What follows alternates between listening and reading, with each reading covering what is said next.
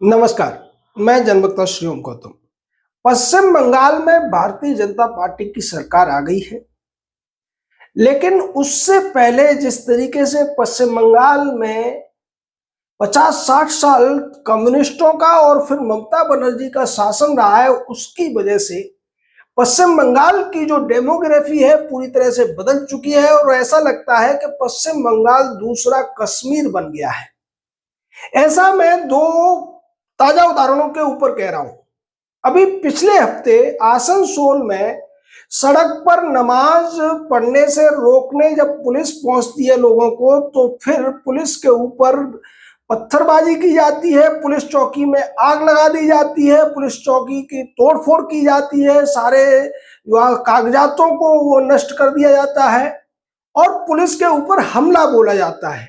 उसके बाद पुलिस कार्रवाई करती है। और अब ताजा घटना इसी तरीके की घटना हुई है फिर से कोलकाता में, यानी पश्चिम बंगाल की राजधानी में।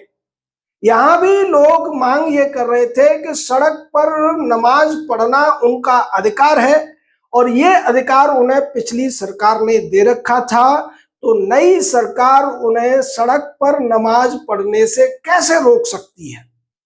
जब पुलिस ने इन्हें रोकने की कोशिश की तो पुलिस के ऊपर पत्थरबाजी की गई और इस पत्थरबाजी में, जैसा कि आसनसोल में भी हुआ था, कि महिलाओं और बच्चों को आगे रखा जाता है जिससे पुलिस उनको रोक न सके। लेकिन यहाँ पुलिस पहले से तैयार थी और पुलिस ने, यानी महिला पुलिस ने, इन महिला उपद्रवियों के ऊपर लाठी चार्ज किया, जिसके बाद तमाम हाय तौबा शुरू हो गई कि महिलाओं के ऊपर लाठीचार्ज किया गया, महिला की सम्मान को नहीं देखा गया। ये लोग ये भूल गए और पुलिस ने यही जवाब भी दिया। पुलिस ने कहा कि जो कानून होता है वो जेंडर न्यूट्रल होता है, यानी कि कोई भी अगर कानून का उल्लंघन करेगा तो उसके खिलाफ पुलिस को कार्रवाई करने का बराबर हक है, चाहे वो स्त्री हो या पुरुष हो। और ये कहते हुए पुलिस ने सही ढंग से इन दंगाई महिलाओं की न केवल तुड़ाई की बल्कि उन्हें उठाकर हिरासत में बंद भी कर दिया। हालांकि सीपीआई और कांग्रेस जैसी पार्टियां इस पर सवाल उठा रही हैं, ममता बनर्जी की पार्टी भी रोना रो रही है। इसके साथ साथ ये जो उपद्रवी दंगाई थे वो इस बात का भी विरोध कर रहे थे कि पश्चिम बंगाल में उत्तर प्रदेश वाला बुलडोजर कैसे चलने लगा। हावड़ा स्टेशन के पास जो अवैध दुकानें थी उन पर शुभेंदु सरकार ने बुलडोजर चलवा दिया। अब इन सारी चीजों से नाराज होकर जो शांति प्रिय समुदाय के भाई लोग थे, इन सब ने योजना बनाई और योजना के तहत ये सारा का सारा दंगा करने की कोशिश की गई। ये वो रिजल्ट है जिसको लेकर पहले से आशंकाएं जताती जा रही थी कि अगर देश में कहीं भी इन लोगों की, इस तरीके के सोच वाले लोगों की संख्या 20 से 30% हो जाती है तो स्थितियां कितनी खराब हो जाती हैं। रवीश कुमार नाम का जो प्रपंचकारी है, इसने एक बड़ा कार्यक्रम किया था जब ये एनडीटीवी में हुआ था। तब ये कहता था कि अगर मुस्लिमों की संख्या ज्यादा हो जाएगी तो उससे कौन सी धरती पलट जाएगी। अब इन प्रपंचकारियों को यह पूछना चाहिए कि पश्चिम बंगाल में वही सब पत्थरबाजी क्यों हो रही है जो कश्मीर में होती है। दोनों ही जगह एक रूल लागू होता है कि कश्मीर में भी इन लोगों की, यानी मजहबी सोच वालों की तादाद बहुत ज्यादा है और वही स्थिति पश्चिम बंगाल में है।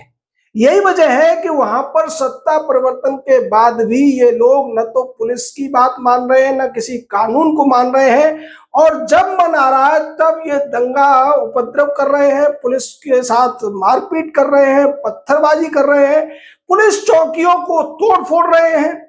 और उसके बावजूद बहुत से लोग हैं जो ये कहने की कोशिश कर रहे हैं कि शांति बनाए रखने की जरूरत है, लोगों को नमाज पढ़ने दी जाए सड़कों के ऊपर, जबकि ये कानून पूरे देश में है कि सड़कों पर आप नमाज नहीं पढ़ सकते हैं, सड़कों पर कोई भी धार्मिक कार्यक्रम नहीं कर सकते हैं। बहुत जरूरी है, तो ऐसा करने से पहले पुलिस और प्रशासन से इसकी अनुमति लेना अनिवार्य है। और यहां तक कि आप अगर कोई धरना विरोध प्रदर्शन भी कर रहे हैं उसकी भी परमिशन लेनी पड़ती है। लेकिन चूंकि ये उपद्रवी सारे के सारे मजहबी लोग हैं, इसलिए जो राजनीतिक पार्टियां इस तरीके की तुष्टीकरण वाली राजनीति करती हैं, वो आंख बंद करके इन लोगों के समर्थन में खड़ी हो जाती हैं। और यही वजह थी कि जब चुनाव से पहले चुनाव आयोग ने यह कहा था कि चुनाव बाद हिंसा का जो रिकॉर्ड रहा है पश्चिम बंगाल में, उसको रोकने के लिए हम अपनी 50 कंपनियां पश्चिम बंगाल में छोड़ेंगे। और चूंकि ये तो बहुत अच्छा हुआ, पश्चिम बंगाल के लोगों ने हिम्मत दिखाई, जिसकी वजह से सत्ता परिवर्तन हो गया।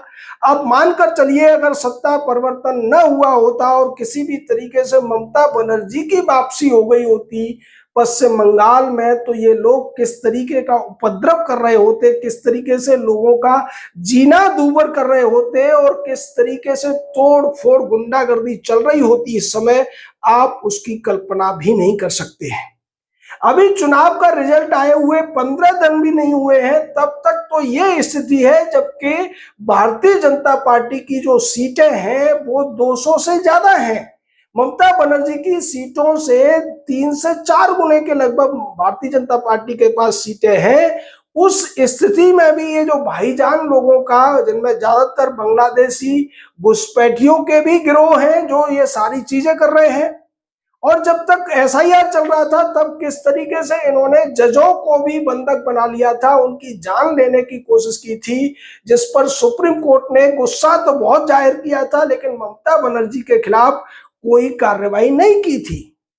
और चुनाव के बाद भी जिस तरीके से ममता बनर्जी के वकील सुप्रीम कोर्ट पहुंचे, सुप्रीम कोर्ट ने उन्हें सुनवाई के लिए समय भी दिया, जबकि होना तो ये चाहिए था कि उन्हें फटकार कर भगा देना चाहिए था। क्योंकि पश्चिम बंगाल की जो दयनीय स्थिति हो गई है, वहां जो बेरोजगारी, महिलाओं पर अत्याचार और इस तरीके की गुंडागर्दी जिस स्तर पर वहां 50 साल से चल रही है, उसको रोकने के लिए अब सुप्रीम कोर्ट और हाई कोर्ट को एक कड़ा रुख अपनाना चाहिए। और ममता बनर्जी या प्रशांत भूषण टाइप के या सिब्बल टाइप के जो वकील हैं, उन्हें कम से कम पश्चिम बंगाल के मामले उठाने से तो रोक ही देना चाहिए।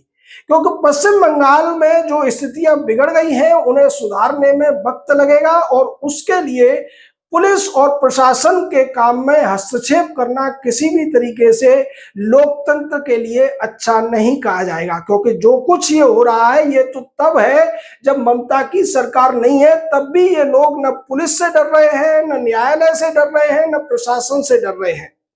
इन लोगों को इनके कर्मों की सही सजा देना बेहद जरूरी है। अन्यथा अभी जैसा आसनसोल में पिछले हफ्ते हुआ, आज कलकत्ता की ये खबरें आ रही है, 2 दिन में कलकत्ता में जो कुछ हुआ है, यानी हर शुक्रवार को जब भी ये जुमे की नमाज पढ़ रहे हैं, तब कहीं ना कहीं इसी तरीके की योजनाएं बनाई जा रही हैं, जिससे सरकार को परेशान किया जा सके, सरकार को बदनाम किया जा सके, दंगे कराए जा सके और पुलिस के साथ मारपीट की जा सके। इन्हें पता है कि इनके जो आका हैं, इनके जो समर्थक हैं, इनके जो हितैषी हैं, वो कोर्ट पहुंच जाएंगे और सरकार कोई कार्रवाई करेगी तो फिर वहां पर रहम की भीख मांगेंगे, स्वतंत्रता के अधिकार का हवाला देंगे, व्यक्तिगत स्वतंत्रता, व्यक्तिगत गरिमा का हवाला देंगे और इस तरीके से हाई कोर्ट या सुप्रीम कोर्ट से इन लोगों को बचाने में कामयाब भी हो जाएंगे। लेकिन जिस तरीके की स्थितियां बन रही हैं और पुलिस का जो कड़ा रुख है, जिस तरीके से सत्ता बदलने के बाद भारतीय जनता पार्टी ने सबसे पहला काम यह किया था कि जो ममता के हितैषी, ममता के समर्थक या ममता के साथ मिलकर लोगों पर अत्याचार करने वाले पुलिस और दूसरे अधिकारी थे, उन सबको तबादला कर दिया गया। उनकी जगह अच्छे अच्छे अधिकारियों की नियुक्ति की गई है।